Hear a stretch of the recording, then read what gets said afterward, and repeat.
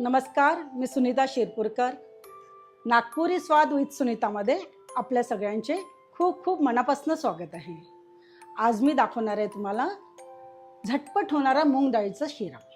मूग डाळीचा शिरा तयार करायला आपल्याला तूप, मूग डाळ, साखर, 2 चमचे बेसन, 2 चमचे रवा, चिमूटभर मीठ, विलायची पावडर, केसर, किसमिस, ड्रायफ्रूट्स लागणार आहे, मिक्स ड्रायफ्रूट, त्यामध्ये काजू, किसमिस, पिस्ता येईल आणि केशरचं दूध. आपली कढई व्यवस्थित तापलेली आहे. यामध्ये आता सर्वप्रथम आपण तूप टाकूया. तूप व्यवस्थित होऊ द्यायचं. मूग डाळीच्या शिऱ्याला तसं जास्तीचंच तूप हवं असतं, आपण त्याप्रमाणेच घेतलेलं आहे. आपलं तूप व्यवस्थित झालं आहे. यामध्ये आपण 2 चम्मच बेसन टाकूया. आपलं बेसन व्यवस्थित झालेलं आहे. यामध्ये आता थोडा रवा टाकूया. रवा पण आपला लालसर झालेला आहे. आणि आता मी तुम्हाला जी मूग डाळ दाखवली होती त्याला भिजवू घाला आणि नंतर ती बारीक करून वाटण करा. त्याच्यापेक्षा त्याला मी पहिले धुवून छान व्यवस्थित बारीक करून घेतलं. त्यामुळे काय होईल, शिरा करताना एकदम इझी जाईल. आपल्याला झटपट जर शिरा करायचा असला तर ते आपण असं प्रीमिक्स करून ठेवायचं. त्याचं थोडं रवाळ त्याला बारीक करायचं. ते आता टाकूया.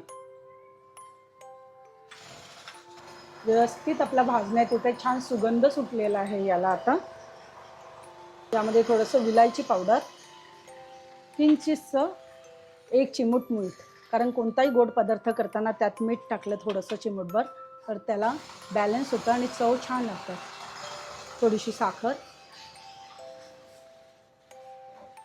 तुम्ही बघू शकता याला छान असं तूप सुटलेलं आहे. याचाच अर्थ आपण जे साहित्य घेतलं होतं ते व्यवस्थितरित्या भाजल्या गेलं आहे. आणि सुगंध पण इतका सुंदर सुटलेला आहे ना, छान सुगंध येतो आहे. त्याला छान असं तूप सुटलेलं आहे. आता यामध्ये आपण केशरचं दूध टाकूया. थोडं थोडं टाकायचं, नाहीतर मग हे वर येऊन अंगावर येऊ शकतं. त्यामुळे बिलकुल हळूहळू ही प्रोसिजर करायची. तुम्ही या शिऱ्यामध्ये पाणी पण टाकू शकता. मी यामध्ये दूध यूज केलेलं आहे.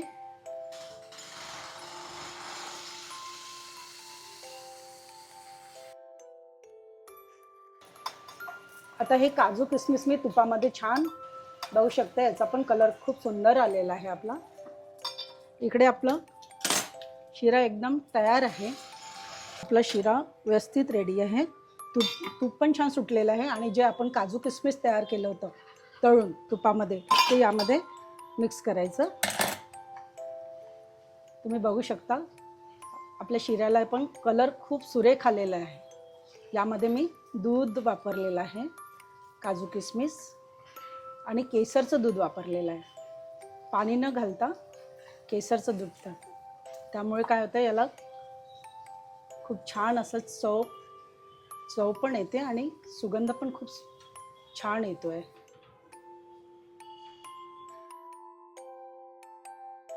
झटपट होणारा मुगाच्या डाळीचा शिरा एकदम तयार. तुम्ही पण घरी तयार करून बघा आणि कमेंटमध्ये नक्की कळवा कसा झाला तो.